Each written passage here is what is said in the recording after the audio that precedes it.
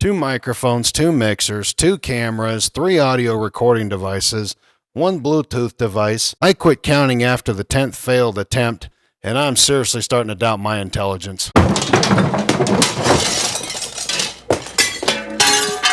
What's up, everybody? This is KF7QGY. I previously did an unboxing, a quick review video of the Maonocaster AME2 Gen 2 and a quick little comparison to the later model of the E2. There was a comment made on that video that I should do up a quick demonstration video as to how to actually use the Gen 2. So that's what we're going to try and knock out today. I've got the Gen 2 hooked up so that we can hopefully record what it sounds like in both the headphones and the streaming output port. That's where all my technical difficulties have been coming in. I'm apparently not as smart as I thought I was. How I got my ham radio license, especially the extra class, I don't have any idea. So we're going to try and dive into this, and we're going to see if we can do up a good demonstration video for you guys, is exactly how to use it. So let's dive into this. Starting up here at the top, we have our music knob, which is nothing more than the aux knob on the original E2. We have our output knob over on the other side. Across the top, going from left to right, we have our mic gain for our mic number 1, our gain for mic number 2, our low, mid, and high, and our headphones. The low, mid, and high adjusts both the levels for mic 1 and mic 2. Keeping with the simple controls, we have our volume sliders for mics 1 and mic 2. You can see that they're labeled down here. Under the microphones, what we have are quick mute buttons. They added these on the Gen 2, and by doing so, they end up having to move our phantom power buttons up, and they added one because we now have 2 mics that are XLR, so we have capability of running 2 condenser mics now. They had to move the Bluetooth up over here, and then they added a new one, which is a monitor button. Now what the monitor does is it removes the voice coming in from mics 1 and 2 from your headphones and from your monitor output. That way you hear just your music, your sound effects, or whatever you may have recorded down over here onto your buttons. Down across the bottom, what we did keep though were our 8 20-second record time playback buttons. So I previously recorded some audio on here on the first button, so we're going to see if we can play that for you and demonstrate the pad volume.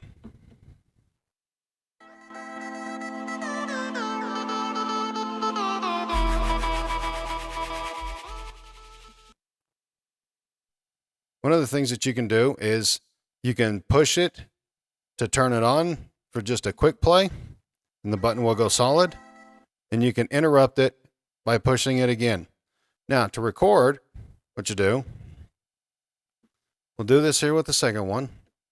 We hold it down, we get the quick flashes.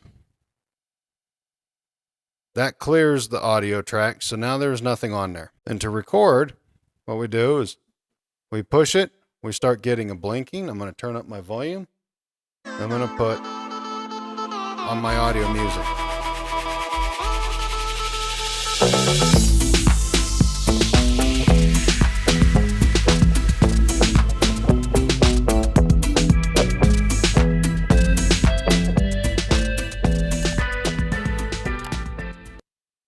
Now, if you notice, once we got to our 20-second limit, it had stopped flashing. It automatically cuts off at that point.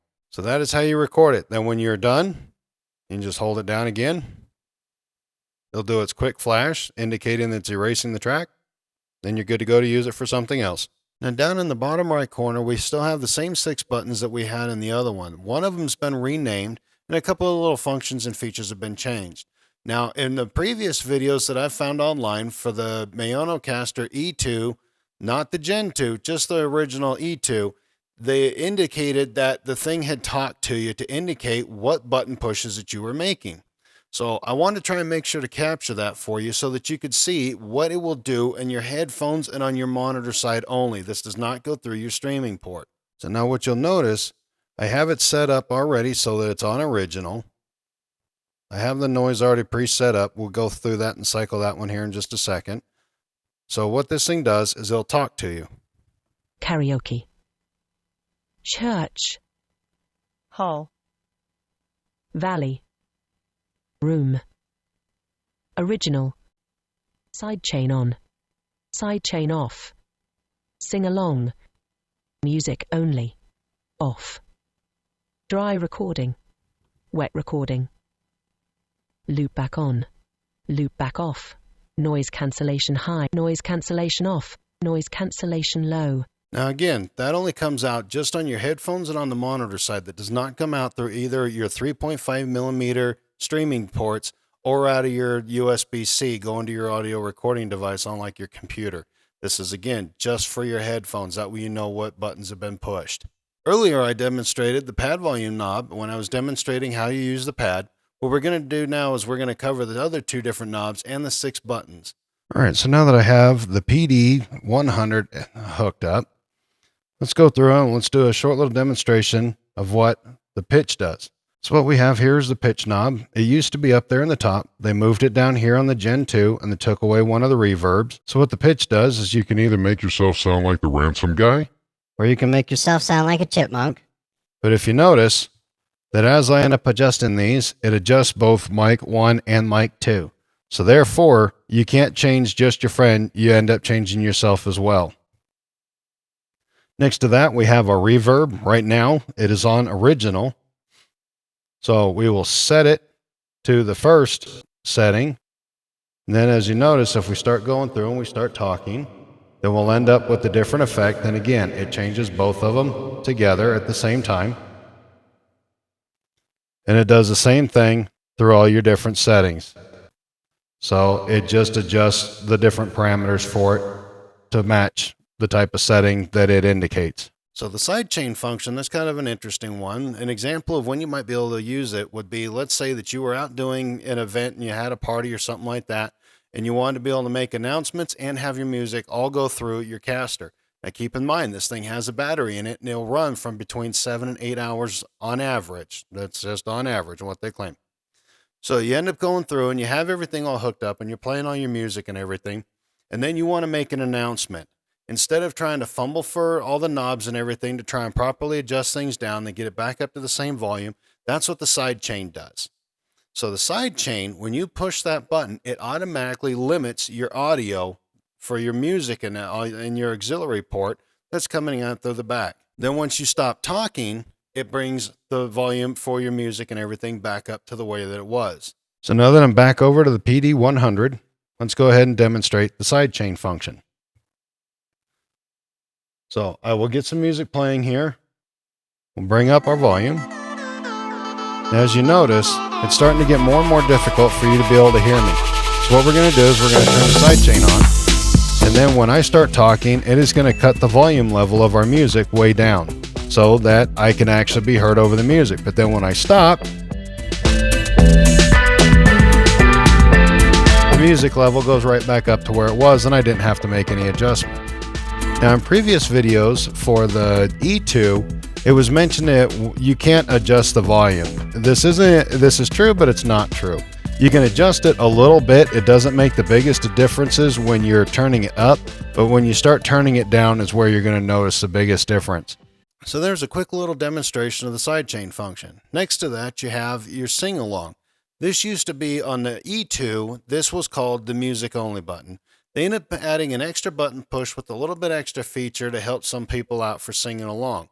Now what this ends up doing, and this is one of the ones that's been kind of hard for me to demonstrate because I have to be able to play it through the headphones and be able to demonstrate it that way, but then have it go back through the regular output. So what the sing-along function does is when it's turned off, obviously the audio for both your headphones and your monitor and your streaming output, so your USB-C or your 3.5 millimeter jacks in the back, they are all the same. It is the same audio track going out, full lyrics, no alterations. Then when you turn it on, the first step is sing along. This turns off the lyrics, or at least tries to cut them out. It doesn't always work, to be honest, but it tries to remove the lyrics on your streaming output. So your 3.5 millimeter on the back, both of them, and your USB-C going out to your other device for your recording. That way, when you're trying to sing along, you still have the lyrics in your headphones or on a monitor. Then once you go over to the music only, then it ends up taking it out of everything so that your headphones and your monitor now match your streamer output. So let's try and do up a little quick demonstration. This is going to have to be broken up a little bit. First, we're going to do the part where you hear it through the headphones, and then we're going to go through for the streaming output source.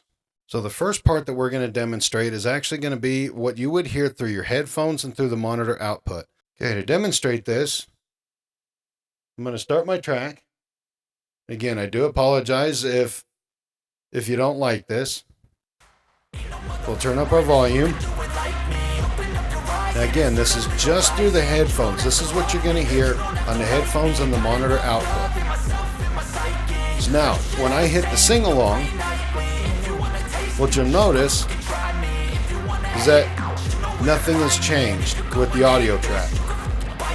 I'll be cruising in my lane fast, call it high speed. I've been working hard, yeah, I've been working nightly. If you think you'll win, nah, likely. I be taking shots, yeah, cold-blooded, icy. Okay, then when we go over to music only, you'll hear that it kind of changed the pitch and that it's removing most of the words, but you can still kind of hear them in there a little bit. Like I said, sometimes it doesn't fully remove the audio, so you can kind of hear it in there.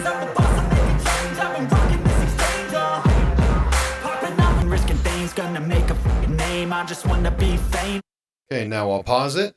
Then we will switch over from the headphones over to the streaming output of what you will actually hear on your streaming output for the different functions. Now what you're going to notice is that the first push going to the sing-along and the music only, you're not going to notice a change. What you're going to get is that slightly different change in the pitch and where it's going to try and remove most of the audio, but again, it doesn't always change, it doesn't always remove it. So I'm going to restart my track.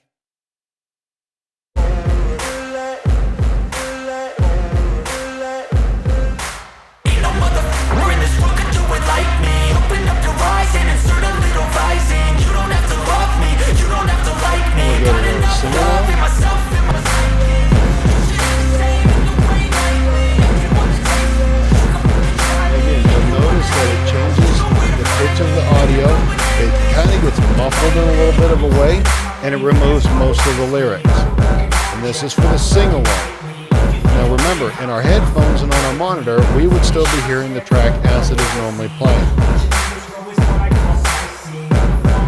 Now we'll go over to music. So now this is the music only, and there isn't any change on the streaming output.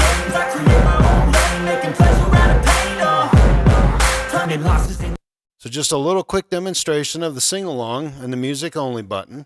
It works great if you just want to be able to sing along and you don't want to have a lot of the audio. That way it's your voice that's coming through on it. It might work. I'm not going to try and sing. Nobody else wants that either, I promise you. There is one feature that is on here. It is the auto-tune. Again, I really don't think anybody wants to hear me try and sing. I couldn't carry a tune on an ocean liner. So I'm going to leave that for y'all to do. To simply turn it on and off, you just tap where it says auto-tune. It will go through the different keys that are selected on there and it will highlight it.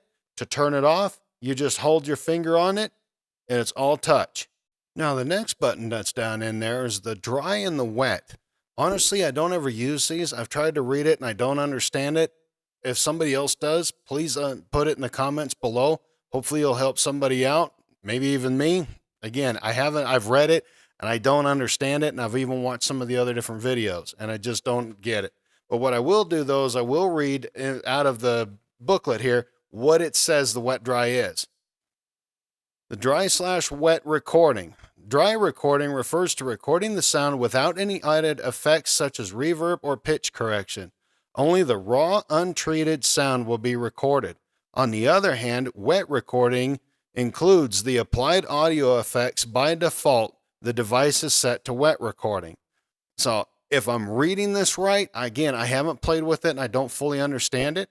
If you leave it in the wet, which it is in by default, then you will get all of your different effects that you're trying to add. If you go to dry, it's like a quick remove button. It just takes them all out of there. That way you can go through and reset it all for when you're trying to do something else. Again, if somebody else knows more than I do, please, please, please put it in the comments below to try and help everybody out. Now the next button down there next to the dry and wet is the loop back. Now this one's kind of an interesting one. If you end up doing things like React videos and you're playing stuff on your computer and you want to be able to run and mix the audio better through your Maonocaster, you'd use the loop back button. What this does is it's going to take the audio source from your computer and it's actually going to loop it back to your recording source on your computer. So to try and demonstrate that, I'm going to go into the YouTube audio library in the YouTube studio, and I'm going to select the track, and then we're going to play it, and I'm going to show you what it'll end up doing. Okay, so to demonstrate this, as you can see, I have the YouTube studio audio library up, and just because the name sounds funny, we're going to use a song called Sweaty Linen. So I'm going to start my track, turn up my music input. So now if you notice, we don't have anything coming through except for my talking, but you can see that the red bar is moving down across the bottom, indicating that music is playing. Plus we can see that we have our music moving, our headphones moving, and our output moving, but nothing is actually going through and coming in as far as music. Now when we hit our loop back,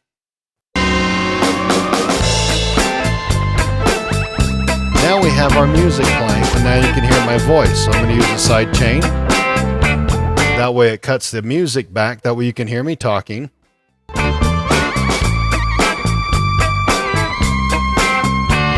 We'll turn the loop back off again. And we lose our audio. We turn it back on, and the music starts playing again. And again, the side chain limits the volume of the music.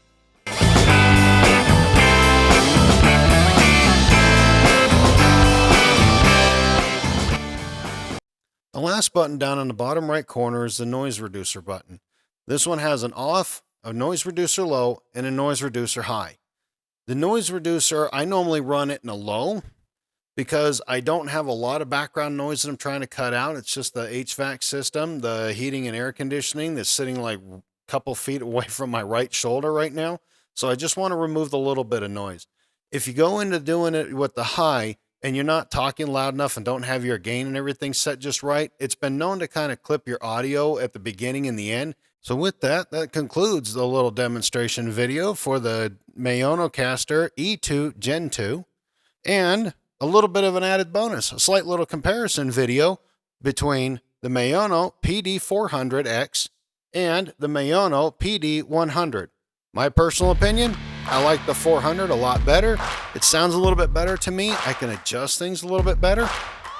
You make up your own mind. They're both really good microphones. Hopefully, we'll see you in the next video.